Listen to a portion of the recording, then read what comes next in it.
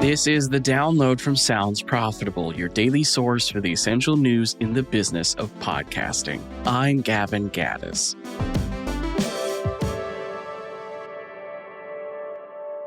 Here's what you need to know for today, Monday, November 17th.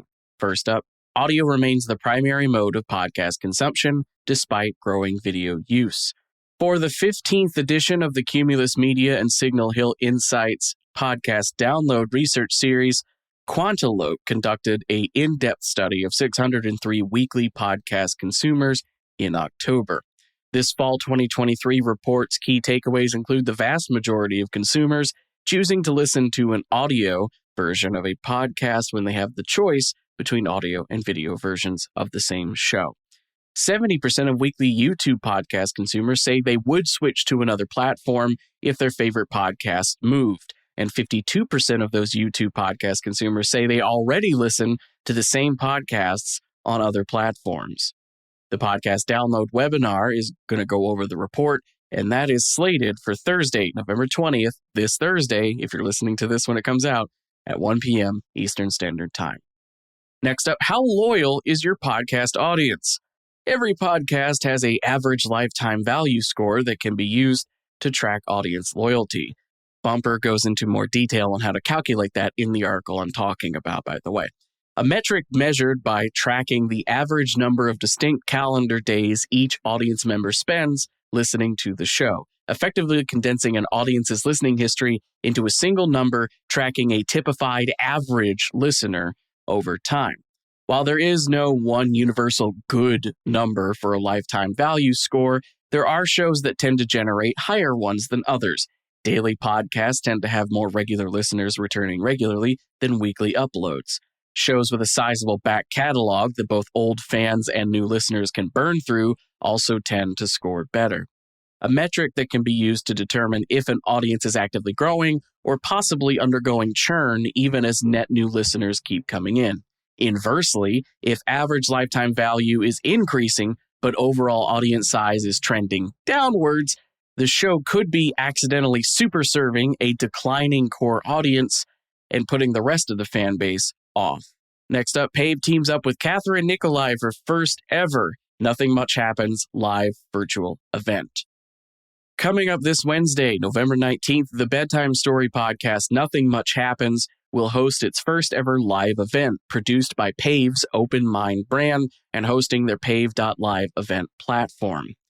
The event will feature 3 bedtime stories, music from guest I Am Here, I Am Loved, live fan chat, and a printable PDF for the audience to participate in journaling prompts and coloring.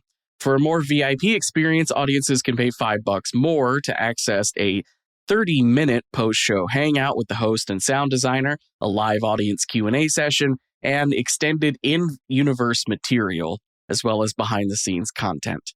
Virtual podcast live shows are relatively commonplace at this point, but this partnership between Nicolai and PAVE shows there's still plenty of room to customize and upgrade the experience beyond a simple paywalled Twitch stream. It's not just a live show, it's designed around the entire experience of the podcast, with physical ephemera and specific timing syncing up to that, with the entire event kicking off just in time for the Eastern Seaboard to be getting ready for bed and enjoying the show properly. Next up, the state of podcast business according to the people shaping it. An invite-only crowd of podcast executives gathered with Ashley Carman and the On Air Presents team in Los Angeles for a Bloomberg Summit discussing the business of podcasting, including on-stage interviews with Midas Touch co-founder Ben Masalas and Shots Podcast Network president John Shahidi. Masalas says he's frequently asked why Midas Touch doesn't simply make the jump from new media, namely podcasting and video production, to running a cable TV network. His argument is, as with new media in general, he has more reach than legacy media, framing getting a real TV presence as a step down. Shahidi says Netflix's aspirations of taking popular video podcasts off YouTube with licensing deals is going to be a tough sell, as that involves giving up the advertising revenue and exposure of being out on the open web. And for our final top story, as a lawnmower rapidly approaches my window, CRA Audio ID unified cross-network identity solution. Australia's industry body for commercial audio and radio has rolled out CRA Audio ID.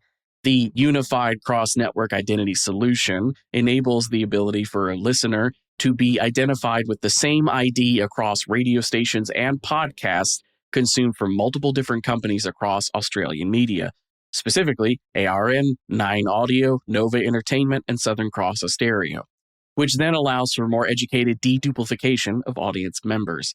The ID is now trading on Google's Display and Video 360.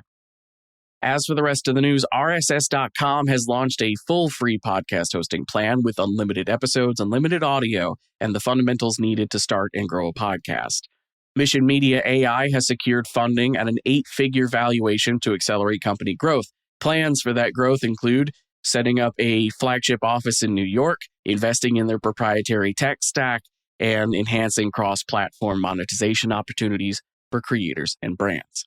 Newsletter platform PAVE has announced several new offerings, including the ability to sell digital products directly in a newsletter, and PAVE won't take a cut, and a beefed-up podcast integration, allowing embeds of episodes directly into newsletters, as well as setting up a PAVE-hosted podcast site from an existing RSS feed. Triton Digital has partnered with the Washington Post to power their digital audio strategy, including podcast, monetization, and measurement. Variety has coverage of an announcement from YouTube of new platform-exclusive content coming from top creators like Miss Rachel, Trevor Noah, and Darman. Audio Chuck has added Campside Media's podcast Chameleon to their lineup, and Podcast Nation, in partnership with the Bravo Docket, brought podcasting to Bravo TV's annual BravoCon, hosting their own mini convention in the form of CreatorCon, a one-night meetup with 50-plus Bravo podcast hosts and 175 registered fans and guests. That'll do it for today's episode. You can find links to every single article I just talked about by clicking the link in your show notes to go to today's episode post on our website. You can also go to the front page of soundsprofitable.com and register for the newsletter version of the download, which is everything I just read to you, and it's clickable. The download is written and produced by myself, Tom Webster, and Brian Barletta. For Sounds Profitable, I'm Gavin Gaddis, and I'll see you tomorrow.